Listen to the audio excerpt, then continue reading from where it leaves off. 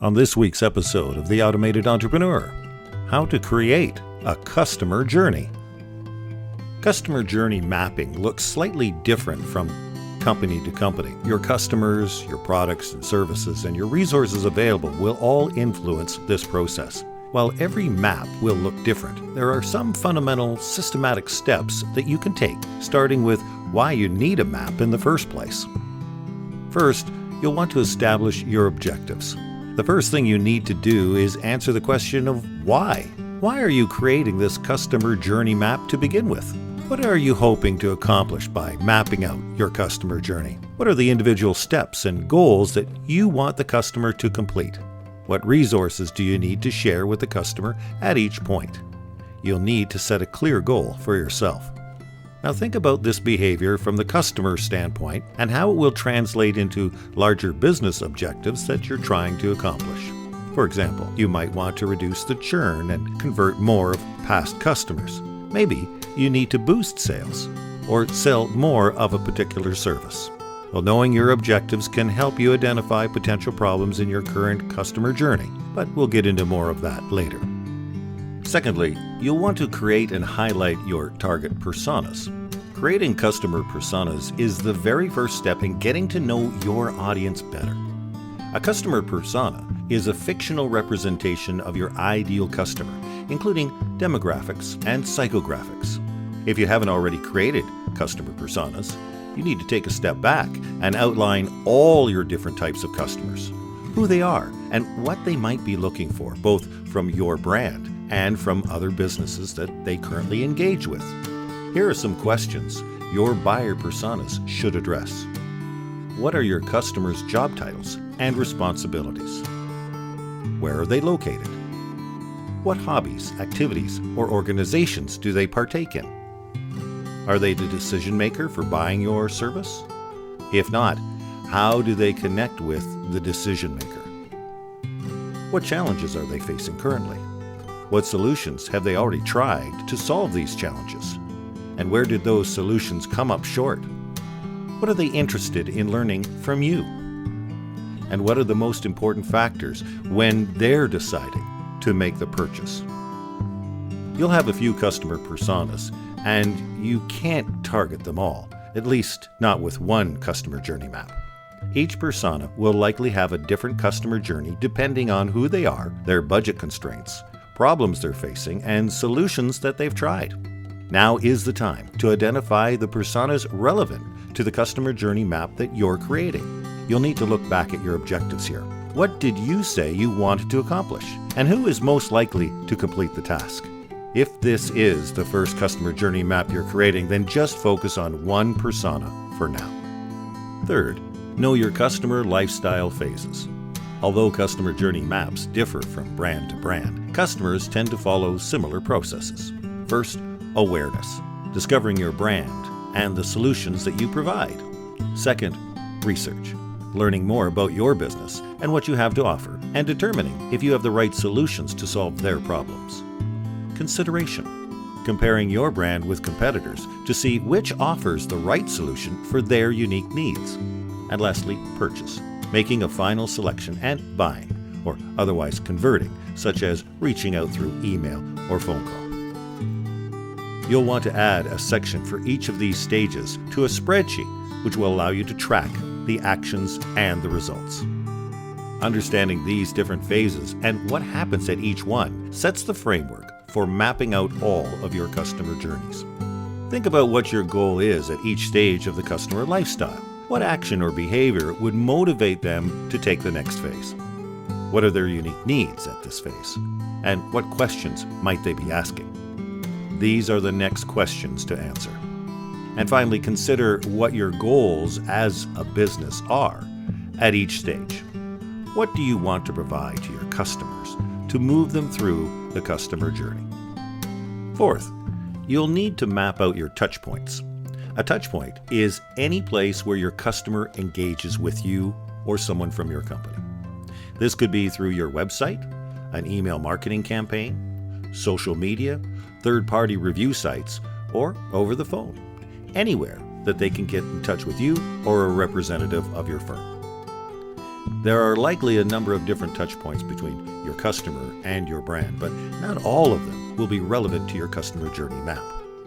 Different touch points typically go with different phases of the customer journey. For example, social media instructions are more relevant during the awareness stage while the customer reviews, or blog posts.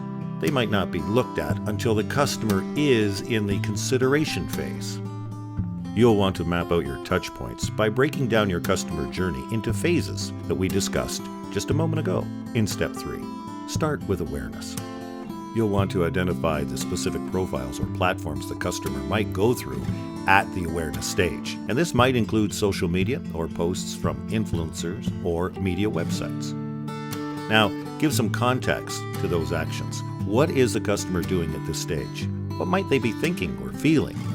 Think about the emotional side, like anxiety or excitement, because each transaction can stir up all new feelings. You'll want to follow this process all the way to the end, outlining where the customer is getting in touch at each phase, as well as what they're doing, thinking, or feeling in that moment. Our 5th suggestion: find the gaps and then fill them. If your customer journey were perfectly established already, you wouldn't be here. Customers are falling through somehow, somewhere, and you need to find out why. Look, no one knows your customers' frustrations better than your support team members. They interact with customers daily, responding to problems, answering questions, collecting feedback. So why not ask them, what is it that they're hearing? Here are some questions that you can start asking your team. What problems do you hear most frequently from our customers? What roadblocks or challenges have customers experienced in the near past? What emotions are they typically feeling when they reach out to us? Are they supportive? Are they frustrated? Or are they confused? What questions do they typically ask? What experiences do customers seem to enjoy or are impressed by? These can help get the conversation flowing. Use the right communication tools to make it easier for customer support teams to share information with other teams.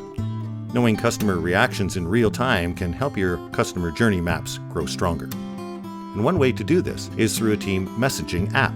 For example, RingCentral's team messaging platform makes it easy to share files, relay messages, or just connect on customer challenges and feedback.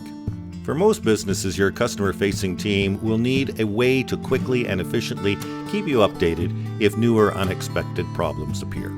So go straight to the source. While your support team probably has some useful information, they're only able to gather insights and data about the customers that they've connected with. If customers leave the customer journey before feeling invested enough in your brand to reach out, then you might never know what they were thinking. Up until this point, you've been just making educated guesses about your customers' needs, their behaviors, and their thought processes. But maybe you've used the data and analytics to back up your points without realizing that this is still reactive. And that's why you need to go right to the source, your target audience. Talking with your customers and prospects through interviews, surveys, and questionnaires can affirm or challenge the assumptions that you've made. So here's how. First, identify the audience group and how you're going to connect. This might be social media followers, past customers, people who've abandoned full carts, or all three. Establish who you want to hear from and how you're going to get in touch. Secondly, create your questions. Once you have their attention, figure out what you're going to ask.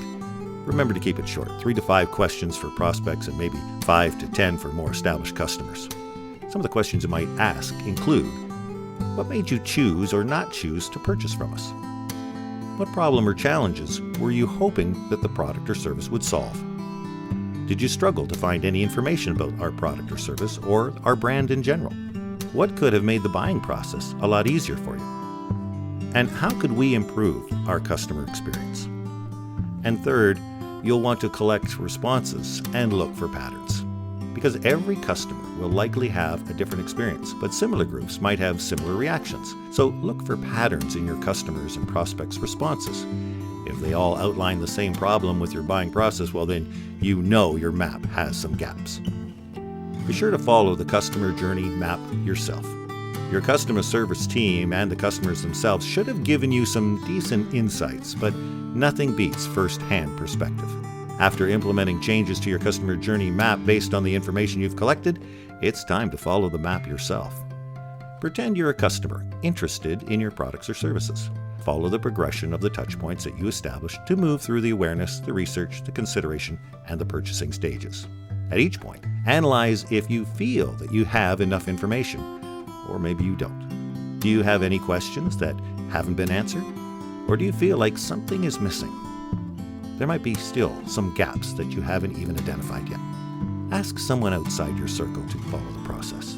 A friend or a family member who might not be a customer yet and maybe not even involved in the business as a whole. If these topics were of interest to you, perhaps it's time that you became an automated entrepreneur. You need only 3 things: the commitment to achieve, a master blueprint, and the coach who'll quarterback your progress. So if you're ready to make 2021 your breakout year, even if you have never been a business owner before, but you are ready to take control of your financial future, then I suggest you book a confidential coaching call now. It really is the best way to get your questions answered and understand how easy it is to own your own enterprise. And that's this week's episode of The Automated Entrepreneur.